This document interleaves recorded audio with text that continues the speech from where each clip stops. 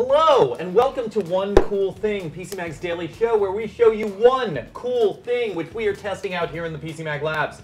I am Sasha Sieg, and this is Jim Fisher. If you are watching us live on Facebook, please comment in the comments section, ask questions. Zach over here will take your questions about cameras, phones, holiday gifts, holiday party etiquette, anything which we may or may not be able to answer. If you are watching us later on YouTube, please like and subscribe. We will have a new One Cool Thing every day. If you go look around on our channel, you'll see all the One Cool Things from all the many days, for we have many cool things here. And the cool thing today is something we are genuinely excited about, something that is really cool indeed, which is 42 megapixels of gorgeousness, right? That's right. It's a full frame, 42 megapixel sensor. It's the Sony a7R III. It's more than just the sensor, obviously. It's the camera. It's a $3,200 full frame camera. It's Sony's kind of, it's not their most expensive full frame model for mirrorless. They have the A9, which is their dedicated sports camera, which sells for more than $4,000, which is with a 24 megapixel sensor. This is more of an all-rounder. It's high resolution, it's high speed, it's got the new Z battery that gives you more than double the life of the previous model. Wow. In real world terms. In-body stabilization, it has a high-res shot mode, which uses the sensor to oversample image data, 4K video. One of the things I thought was really interesting about your review of this camera, and let me show you folks the camera here. Some of the controls. It just has a really nice weight and balance to it. One of the things I thought was interesting was you said that this is the same sensor as the previous generation, and that really shows the difference in quality in all the other components in a camera that go into it other than the sensor. Right. Sony used the same 42 megapixel full frame BSI CMOS sensor. It's the highest resolution BSI CMOS sensor out there. Sorry, I might have misspoke on that. I think the Nikon's a little bit high. It's 45, but anyway. But yeah, it's up there. It's up there, and it's it's a really good sensor. So what do? They changed the circuitry behind it. So instead of 14 stops of dynamic range when shooting roll, you get 15 stops. In real world terms, I mean, in some landscape situations where you would normally be shooting with a graduated ND filter, you might be able to recover a little bit more out of the shadows or curve the highlights a little bit more. That's not a huge difference. It's an extra stop, but it's not real world, oh my God, I need to buy this camera. It's the other enhancements that I liked about it. The way it handles, it now has dual memory card slots. It now shoots at 10 frames per second with a much better autofocus system. The system covers 63% of the sensor, and it tracks subjects at 10 frames per second. Now the old A7R II was limited to 5 frames per second and took like 0.2 second to acquire focus. This acquires focus in my test as little as 0.05 second. So you're in that burst mode. You're taking 10 frames per second, and it is tracking your subject across the field. It's always in focus. Yeah, and because the sensor is such high resolution and the autofocus is on sensor, it can identify the human eye. And it can track the eye as it moves. Whoa. That's something you don't get with an SLR. SLRs will have face detection in the autofocus system, but not eye detection. So portrait photographers working in the studio, doing some high-speed stuff, will really appreciate that. You get your model's eye in focus for every shot. Now, I know a lot of our viewers like to ask about the video capabilities on what appear to be primarily still cameras. And this does really well there too, right? It's a 4K at up to 100 megabits per second, 24, 30 frames. It has in-body stabilization, so you get that compensation there. So especially with a lens like this, some of their lenses are stabilized, some are not. This is a very wide angle, it's not. But with a wide angle lens and in-body stabilization, you can still do some really effective handheld video. And you can shoot either full frame width video, full frame width, so just cropped to 16:9 ratio, or a Super 35 crop, which oversamples 5K footage down to 4K footage and actually looks just a little bit better. It's so minute, but just a little bit better. Now, how about the lenses? What are your lens options here?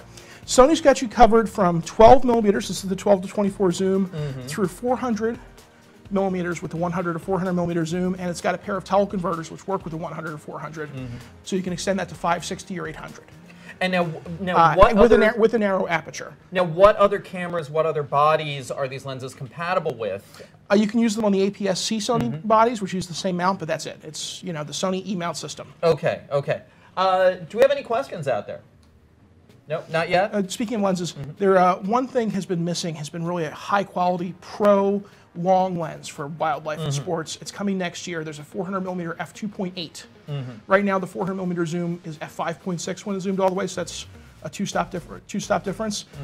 So with the 402.8, you can put the 2x teleconverter on there and make it an 800mm f5.6 instead of an 800mm f11. And so then you can get something really far away and shoot more difficult lighting. Like I shot some soccer with the not with this camera, with the A9 and the 100-400 with the 1.4. And even under stadium lights for a night game, I was pushing the ISO to 12,800 just to get the crisp action. Without it looking grainy and hideous. It was still grainy. It wasn't hideous, but you know that was with the 402.8, you could do the same thing and keep your ISO down to 3,200. So that's a big difference. Okay. Not out yet. Now, I also remember seeing in the review that this has two.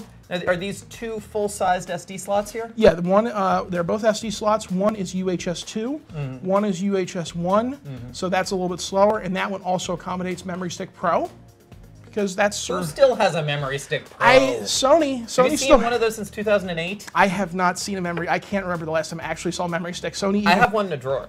There's a Sony memory card, which is an SD card in there now. Sony uses SD cards. I don't know why they're still putting Memory Stick in the cameras, but I guess they can, and they don't have to pay a licensing fee for it. Right, it's their technology. It's there. So what's the difference between UHS 2 and UHS 1 functionally? Speed-wise, UHS 2 cards. Right now we've got a 300 megabyte per second card in there, rated to write at 299 and read at 300. UHS 1 I think tops out around 100 megabytes per second, and that's not really your sustained write speed. So when you fill up the shooting buffer on this, you're going to clear the buffer to the card much more quickly with the UHS 2. And now, you also said in the review that one of the downsides on this are pretty minor, but one of the minor downsides was that when you want to switch between still and video, you have to clear that buffer. Yeah, the buffer, you've got to wait for the buffer to clear, and you can hit the record button, but it's just going to throw an error message to you, writing to memory card. You've got to wait. It shows you a countdown, letting you know how quickly it's going to happen, but that is a little frustrating. Looks like we have a question out there. What's the maximum frame per second to do for video? For video, it will do at 4K up to 30 frames per second, at 1080p up to 120. Now, let's talk about the UI a little. You were saying that this has a touch screen. It also has a kind of track nubbin for focusing. Yeah, that's new to the 3 model, and that we first saw in the A9, and it just lets you move your if you're using your focus point, setting it manually, you can just move it around with that nub very quickly, whereas the old cameras, you had to hit a button and hit another button to move the focus point, which was a very clunky way to do things. And now this touchscreen, okay, so the touchscreen does angle, at least. Does not face forward, but does angle up and down.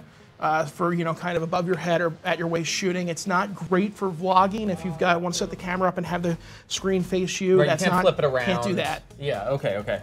So now, looks like we have another question out there. Do you think they'll come out with a Sony a7S III? I would be shocked if they don't. I don't know anything about it, but there's an a7R III now, and there's a new battery, and yeah, it's just I would just wait. If you're a serious video shooter and you love the S series and you want the S series uses a 12 megapixel sensor right now, so it's actual native full frame 4K. So if that, yeah, I would wait and see. Okay, so now how would you compare this? So how do you compare this to the other the other primary competitors, especially of course the Canons and the Nikons? Canon's closest competitor is the 5D Mark IV. They have a high resolution model in the 5DS and the 5DSR, but that is a very, very slow, clunky studio camera. It's great in the studio for high ref. It's a 50 megapixel, but in the field it's not that versatile.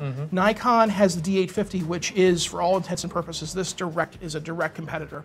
The D850, when you add the grip to it, it can shoot at 9 frames with tracking. It's got a 45 megapixel full frame sensor. It's got a tilting touch screen. It does 4K. So very, very similar. Very similar. What the Nikon doesn't have is a tilting. Is an on-sensor phase detection. So your video autofocus is a little bit slower. And it's got some other. The Nikon has some things built into it that the Sony doesn't, like an intervalometer.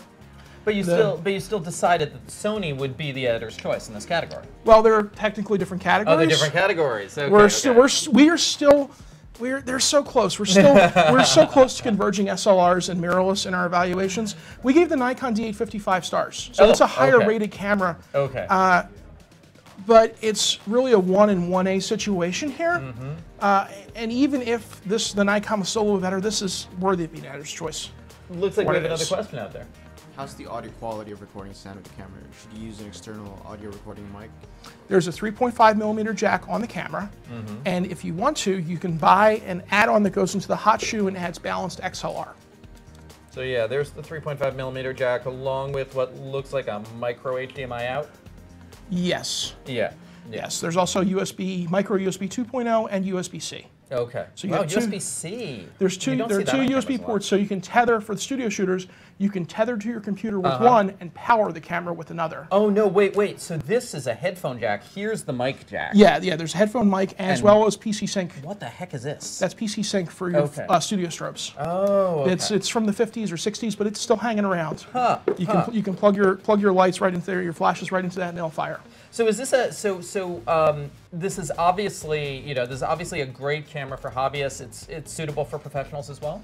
I would say yes. I think that the new battery certainly makes it more of a pro option, because if you're shooting a wedding, you don't have to worry about your battery dying halfway through, and you can add a battery grip and put 2 batteries in there. I was going to say, who doesn't go out to that kind of thing with 2 batteries then? Someone shooting an event would probably have the grip on there and have 2 batteries loaded, fully charged, and have another 2 in their pocket. Okay. And that would get you through several weddings. Okay. One thing we should mention about this, I mentioned in the review, is the menu system. Sony still needs to do a little work on its menu system. This is better than the older menus, but there's still like 40 pages of things to go through, and some of the descriptions are a little esoteric. If you buy the camera, you'll want to sit down for 2 or 3 hours get it configured. Yeah, can't you shortcut some of those menus? Yes. Set up custom configurations? There is a My Menu page. Right. So the settings you use most often, you'll want to go in there and add those to My Menu. So you basically have to set up your own menus on this camera. This is almost every button can be configured, and it rewards you to set them up the way you feel most comfortable using them, but it does take some time investment. It's not something you just pick up out of the box and start shooting with. Now, if you're buying the camera, that's not a big deal. For me as a reviewer, when I get a different body from Sony every time I've got to look at a different lens and reset it up is a thing. And if you're renting one, getting it from Lens Rentals or whatever, they're going to send you one that is factory configured. So you've got to go through again. Yeah, I do feel like there's a couple of experiences that we as reviewers have that consumers don't necessarily have. And like configuration really plays a much bigger role in our lives. It does. Than it does with, but for photographers who rent, it is a concern. Okay. It is something to worry about. Okay. We have another question out there. Are the upgrades significant enough that you would upgrade from an A7R II? Wow. It depends on what you're shooting. If you feel that the autofocus system is lacking for you in the A7R II, yes. If you want to shoot at a faster burst rate, yes. If you're really frustrated by the battery life of the A7R II, yes.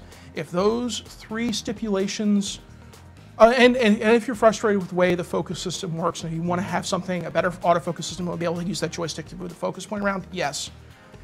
If those stipulations don't apply to you, stick with the A7R II. Right, if you're basically satisfied with the A7R II. Yeah, if you're happy with the A7R II, if you're getting what you want out of it and it's handling the way you want, and you're still going to get great images out of it, sure, stick with it. Wait for the A7R IV. Or the A9R, depending on if they make another higher end version of this. When do you think when do you think the A7R IV would come out? How often do these rev? I would think this is either a 2 or 3 year camera. Okay. Somewhere in that range. Okay. Any more questions out there? Could you just recap the price? $31.99, $3,200 body only. Okay, body only. So it doesn't come with a starter lens. No. Okay. No, you don't want to put a starter lens on this. You want to put a good lens on this. Okay. The 24 to 70G Master. We've got the FE 12 to 24, which is an ultra wide. It's a really, really good ultra wide. We didn't quite give it editor's choice because it's got some compromises. The lens. Yeah, the lens. We gave it a 4-star review. It's got some compromises, but size and weight for 12 to 24 f4 is really great.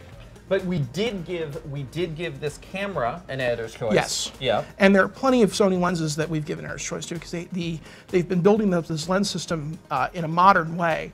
So most of the lenses have been really good. There's nothing available for the system that's bad.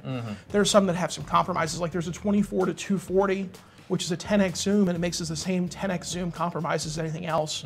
But narrow aperture, some distortion, a little soft on the edges, but it's a 10x for full frame. Okay. Any more questions out there? Okay, we're great. Then, yeah, so this is the Sony a7R III, an editor's choice from PCMag.com, a $3,200 camera that will do really well for both higher-end amateur and pro photographers.